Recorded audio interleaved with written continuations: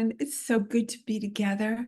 And we have a really, really special day where we have Marjie Hadad from Israel, from Tel Aviv. And this is such a big opportunity for everyone to listen and get a firsthand experience with a very talented author. And I'm just going to fix my lights. I don't know. I should have done this ahead. Um, Very, very talented author and best-selling book. But I cannot have someone here from Israel, from Tel Aviv, and not talk about October 7th and bring the world to you in the best way that we can, make it personal, make it real, because on October 7th, the world was with you. And as time goes on, people get numb, people around the world assume that it's an ongoing static situation. And I don't think it is. So would you pop in here and share about that? You have a necklace on. Can you show us your necklace? What is that? It says bring them home. Yeah.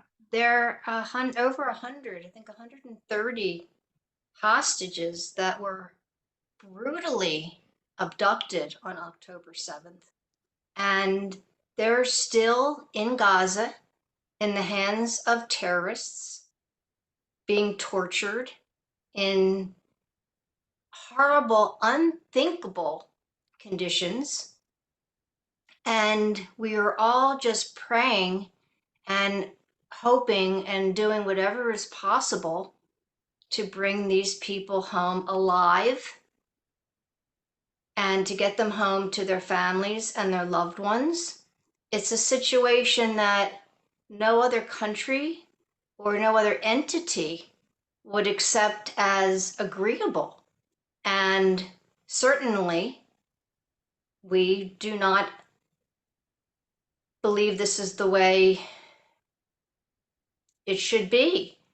I mean, that's the understatement of the year. You do not do what Hamas did on October 7th. So I don't think, I mean, I'm certainly not an expert, and the only reason I get to have the privilege of talking to you is that we're friends and we know each other in this other way. So I am not pretending to be knowledgeable or be a scholar on the history or any of that.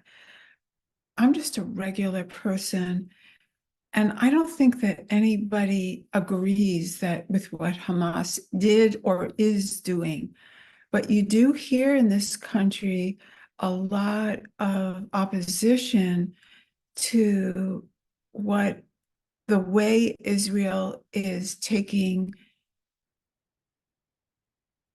I don't even know what you call it. It's not hostages, but lives in their pursuit of Hamas, everyday people in Palestine. So I know that's not one person, one side is right. Hamas is, I think, wrong in everybody's eyes. I don't think anybody can argue for Hamas or in this country or be listened to. But tell us some more about what's going on in rebuttal to that. All the lives of women and children that are being lost through Israel's attempt to get Hamas back. Well, let's back up a little bit first, if we may.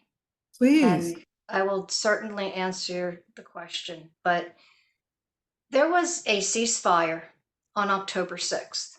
There have been multiple ceasefires. I've been in the country for 30 years. It'll be 30 years in next January. And it always starts with some sort of an attack by Hamas. And in the last 10 years, maybe more, it always starts with a rocket attack. And I can tell you on October 7th, I woke up at 8:30 in the morning to a rocket attack. which lasted throughout the day, and then more continued throughout the week and throughout the month, etc., etc. Now, the room that I'm sitting in is actually our safe room. This is where we come during a rocket attack. It's no joke. And this is not something that happened clear across the world for us. This happened literally right here. The attack on the border is an hour and a half, 2 hours away by car. Everyone was impacted in one way, shape, or form, either directly or indirectly. And Hamas has a mandate to wipe out Israel, but not only that, also to wipe out all the Jews worldwide, and then anyone who doesn't want to live according to Shia law. Period. So they start with Israel, they start with the Jews, and then they continue on. Now, here's the thing, Hamas is really smart. They've taken the billions of dollars in aid that they have received over the years, and rather than building safe rooms like I'm in, where there are people, they use them to build a network of tunnels the size of the New York City metro, and that go deep, deep, deep into the ground to a point where you cannot breathe the farther you go down. And they took over in 2007. Israel pulled out of Gaza in 2005. Actually, remember it. They pulled all the people who were in the settlements over there. They pulled in their neighborhoods, whatever you want to call them. They pulled them out. They left the greenhouses so that the Gazans could start with some version of an, something for the economy. They'd have a head start. The Palestinian Authority took over, and then 2 years later, there was an election, and Hamas won. And for the last 18 years, 17, 18 years, they've been indoctrinating their people and the kids, because a full generation grew up under Hamas rule, to kill Jews, to wipe out Israel. Now, let me ask you something. If a country invades another country, or if a terrorist organization invades a country, is it the responsibility of the attackee to be taking care of the population of the attacker? That's number one. Well, in Israel's case, Israel believes in the sanctity of life and doing what it can to prevent civilian deaths. But here's the kicker. Hamas's tunnel network is laced throughout the entire area of Gaza. They operate in hospitals, they operate in schools, they operate in homes, they operate in any kind of civil infrastructure. And they hide behind their civilian population as human shields. No joke. And the Israeli army is doing its best to methodically go in and get rid of the terrorists and find the hostages. Release the hostages, and that's the end of it, Why do some people feel, who are more knowledgeable, I don't know what the details are, that Israel's gone too far? What has happened that's making anyone, including the president, say that? What have they? Well, there's quite a bit of misinformation,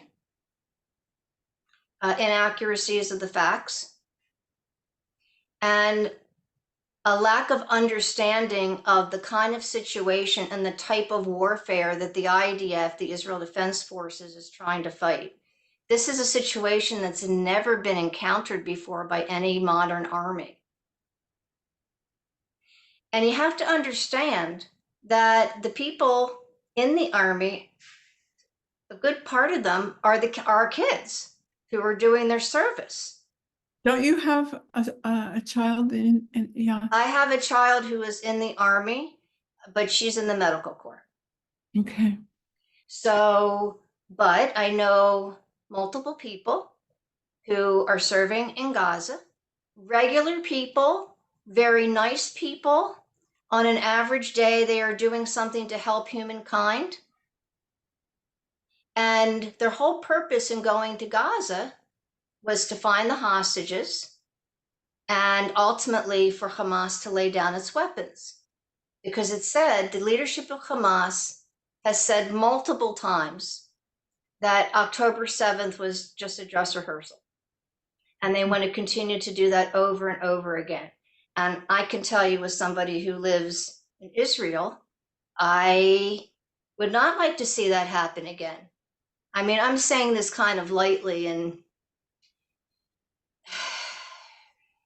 but there's nothing light about it, Rosalind. There's nothing light about it. Yeah. You know, the Muslims and the Jewish community, there are wonderful people in both. Together, we can create something wonderful. The issue is the people who want to destroy rather than to build. Mhm. And Israel checks the food, the humanitarian aid that goes in by trucks, because they have to, because weapons can be smuggled. Hamas smuggles people through ambulances. I was reading just today in the press that the army is operating to weed out the Hamas terrorists in Shifa Hospital, and the Hamas is shooting from the maternity ward, as an example. And the IDF was able to take care of its business without hurting any of the civilian population or any of the patients. I mean, that's pretty focused and pinpointed. Are there mistakes on occasion? Yes. Here's how one soldier described it to me. He's the equivalent of a Navy SEAL in the Israel Army. He said it's like playing the most horrific, violent, horrible, fast-paced video game, only it's real. So the guys do the best they can. And some of them are, seniors and they're going back for the reserve duty, but they're regular people, you know. I work in medical public relations. They work in the medical field. On a daily basis, they do things to help all mankind. None of them are going into Gaza to do harm. They're going into Gaza to clear out the terrorists and to find the hostages to bring them home. And we need to do our best so that October 7th does not happen again. And what's absolutely crazy is what I'm seeing on social media and in the news about all the rise in anti-Semitism and the support for Hamas, which is being confused with support for the Palestinians. You can be pro-Palestinian and be anti-Hamas, but the movement is confused. Mhm. There isn't that much confusion here that I see or hear. People are wanting what you just said. They're wanting to hear more rhetoric so that they can support Israel in coming together with the Muslim community, with the Palestinians. And that is the most helpful part of what we can connect to. The horrors, I think, just disable people. The more we hear, the more we feel, I'm just speaking for a typical person, unable to jump in. But in the coming together of all people is something that I think everyone yearns for. That peace inside, that that that experience of being other is the one that most everybody's had an experience of, and it hurts. It hurts to be treated inhumanely. Which is what happened on October 7th and continues to happen to the hostages that we must bring home yesterday. It is so crucial to get those people back. I can't even imagine. We don't want to imagine, but here they are living things that we don't want to imagine. And it goes over the top of all reason. It's just, In any other situation, like if you watch this in a movie, you'd say, oh, that's criminal activity. Mhm. These people need to be punished or brought to justice or what have you. Anything It's concrete that people can do to be in the effort to bring the hostages home? pressure on the government, but which government? Look, Hamas needs to be pressured. Hamas needs to have incentive to give up the hostages, but incentive that's realistic and not because they're going to get a payoff, but because they're going to lose something that they want. What would that be? What would be the Well, payoff right now, the leadership of Hamas is living in five-star hotels in Qatar. They're living the life of luxury. They're all, gazillionaires. They've been pocketing the money that's been sent for humanitarian aid over the years. So what would help to negotiate with them? Well, pressure on the government to put write to your representative. If there's a petition that you see, sign the petition to put pressure on the American So government, little to put belief pressure right now. on the mediators, to put pressure on Hamas. So For little example, belief. kicking Hamas out of Qatar.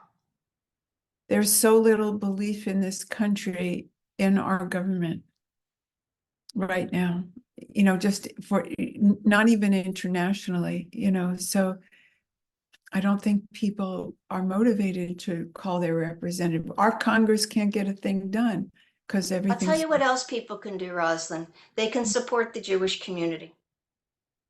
They can support initiatives that call for Muslims and Jews and people of all faith to work together and to rise together, rather than going out and joining violent protests and misleading people.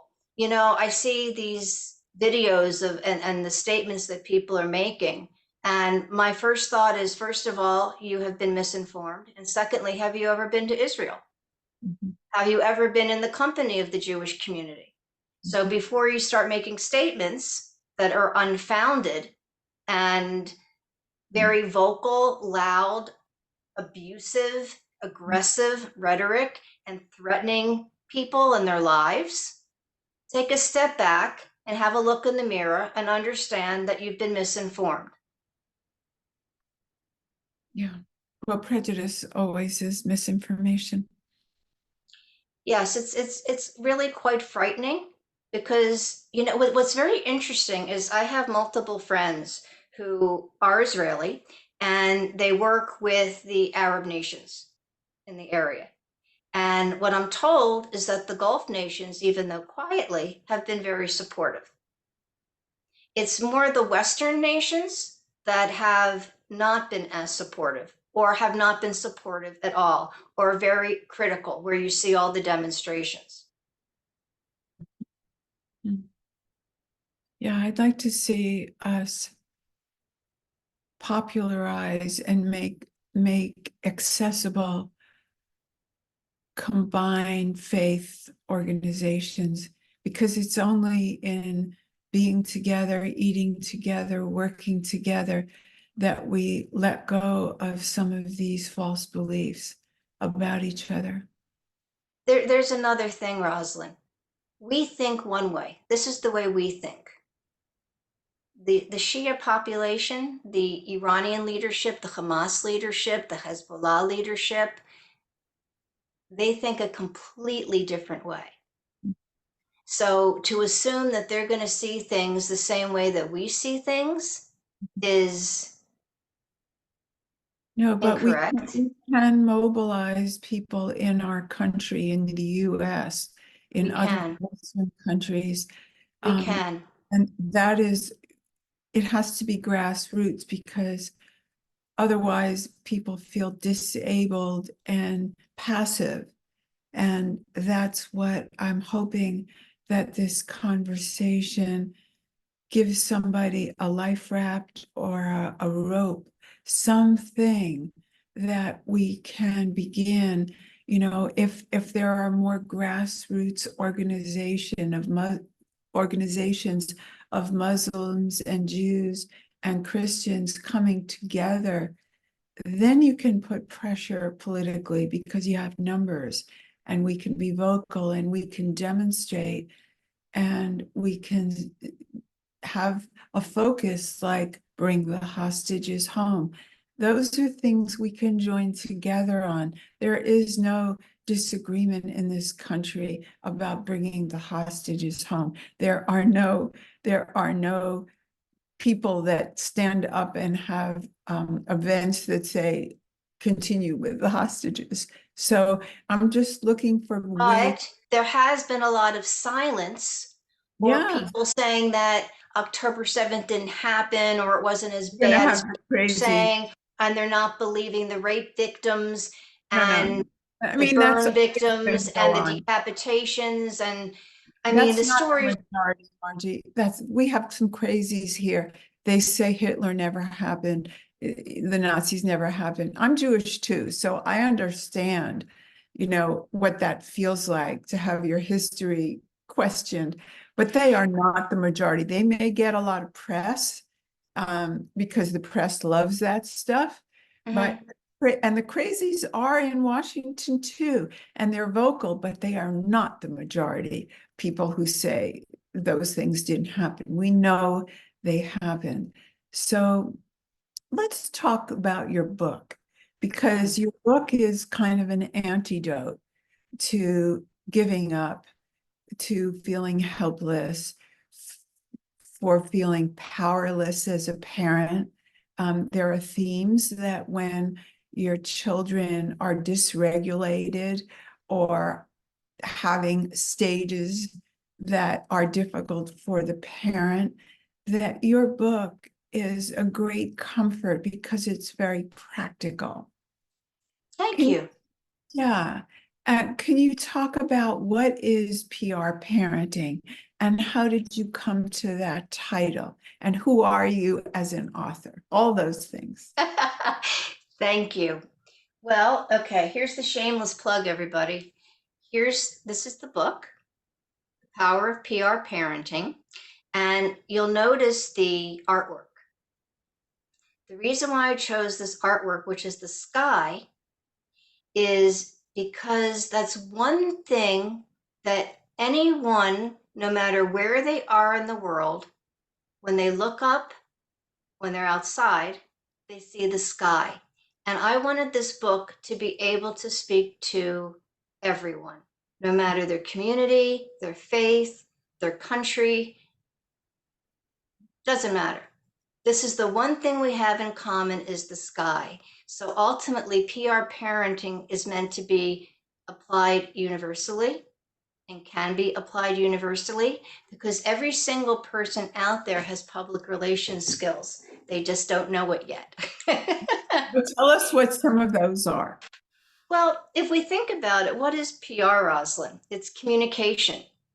It's how to achieve a defined goal and then reverse engineering to figure out how you're going to achieve that goal with strategies, tactics, and practices, right?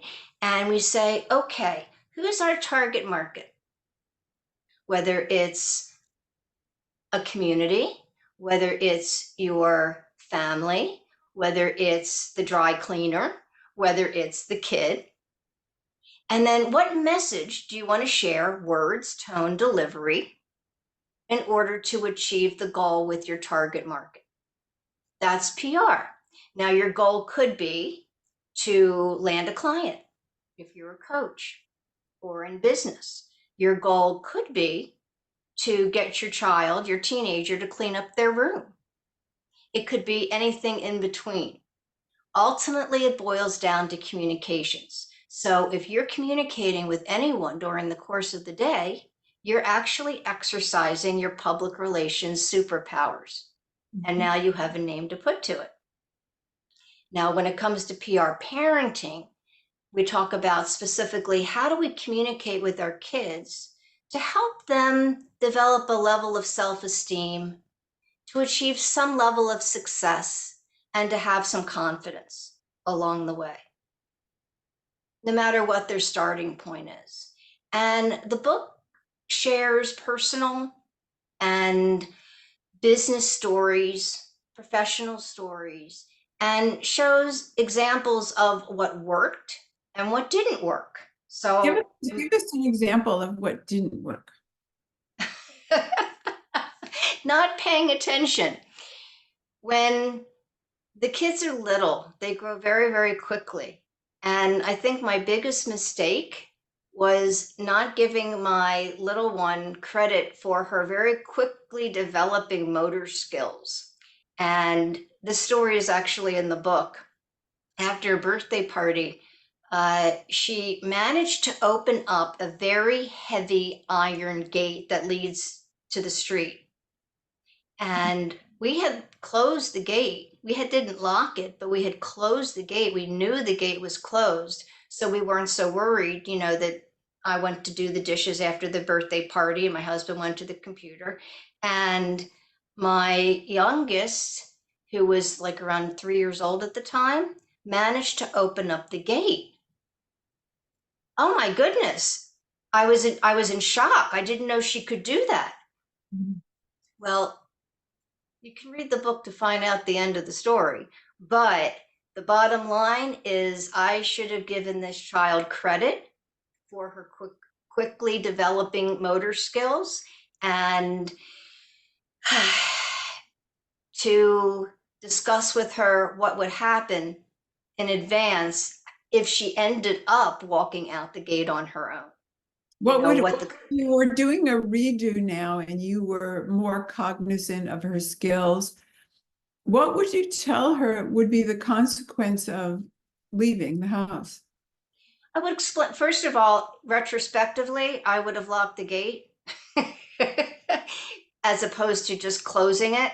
Had I been paying attention and noticing she was able to handle the weight of this very heavy iron gate, I would have said to my husband, time to lock the gate because she knows how to open it. I would also explain to her that there's a very busy street Mhm. and it's very, very dangerous. And mommy loves you, and I want you to be safe. So you're not to walk out of the gate without mommy. Period. Just explain it to her. It's kind of like child-proofing your home. Mhm. You want to make sure that the edges are, rounded, and the electricity outlets are closed properly, and the stove is, you can't turn it on or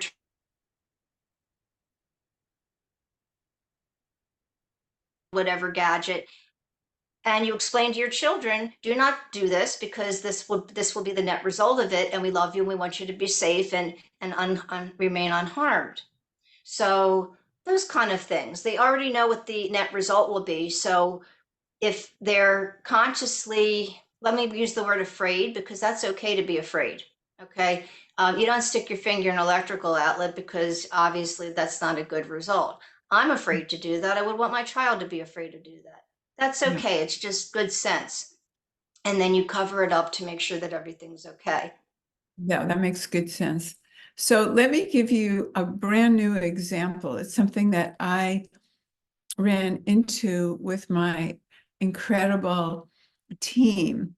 So somebody has Mm, a 10-year-old.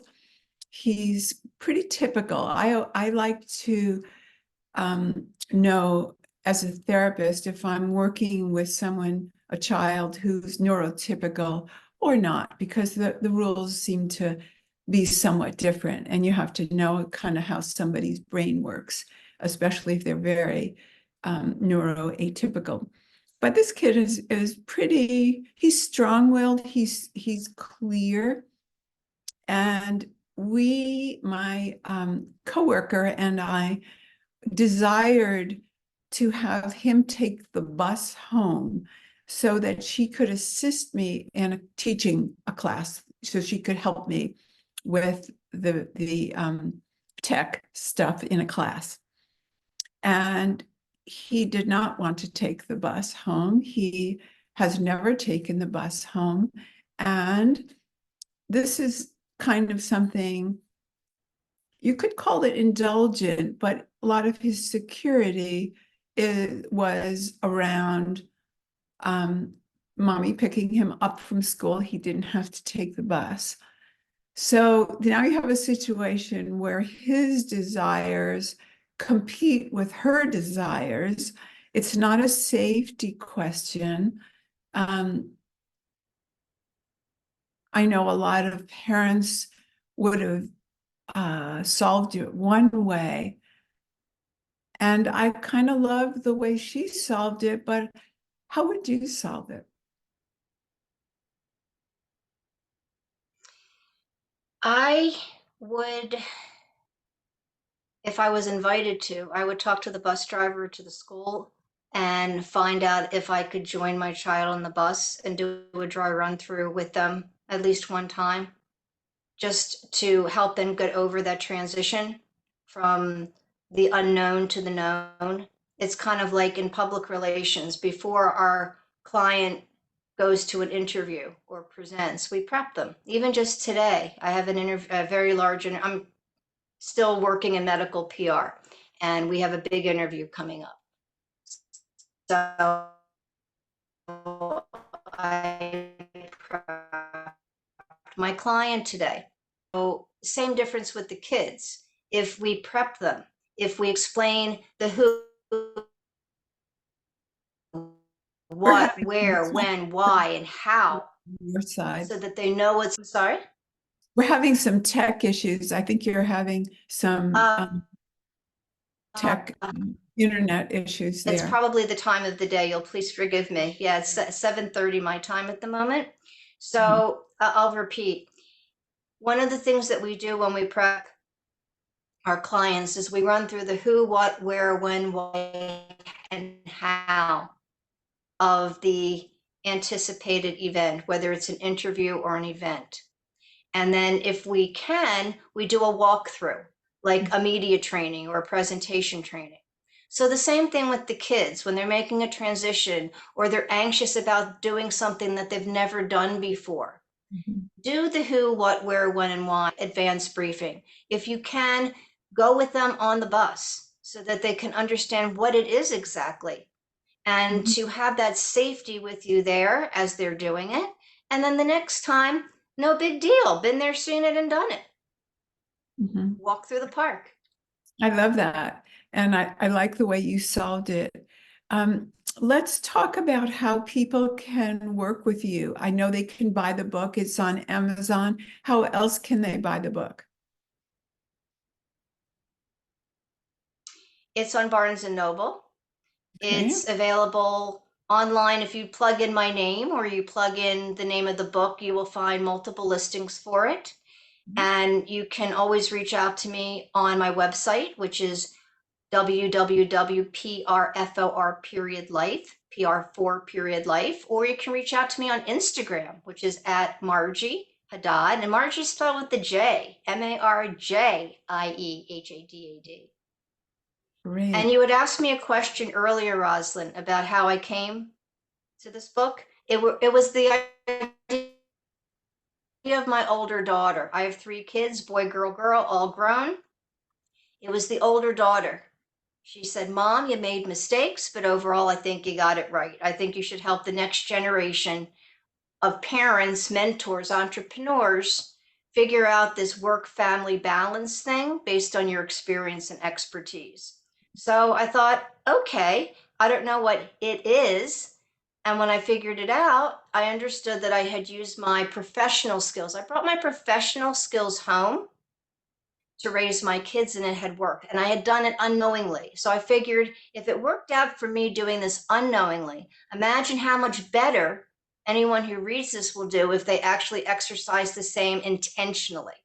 So Mhm. it's a 25-year retrospective intended to help moms, mentors, entrepreneurs use their own superpowers to thrive in every aspect of life. Beautiful. How can people work with you, Margie? I just reach out and Do we'll you figure have out any how I can be of classes? service. Are there any online book clubs, anything that they can join as a group? Oh, yes, of course. They can certainly sign up for my newsletter. They can join, there's a Facebook group, Mhm. which is very active. And if they'd like to work with me one on one, they can reach out to me and we will work things out according to whatever is needed. Everything in public relations, Rosalind, is tailored. Every presentation that I do worldwide is tailored to the community that I'm addressing. And every VIP day that I do is also tailored to that person's interests, needs, and goals. Everything is very customized. It's focused so that we can achieve the goals. All right, everyone. We're going to tie it up because you're going in and out, and I think everybody got the gist of everything that you said, but it's getting worse. So I think we should end on the note of buy the book if you're at all on the fence, or if you're at all motivated by new possibilities in how you can use your own PR genius to affect your lives in ways like Marjie has. She has 3 incredible children that I met at virtually, and it's very impressive. So thank you, Marjie, for hosting with me today and for sharing your passion for bringing people home. Nobody deserves what those people are experiencing. Bring the hostages home. Think of them as people, not as other, not as people in a country far away, not as Jews or Hamas people or Palestinians. People, let's just come together in that way and find ways in our own lives to make a difference in this. Thank you, Marjie.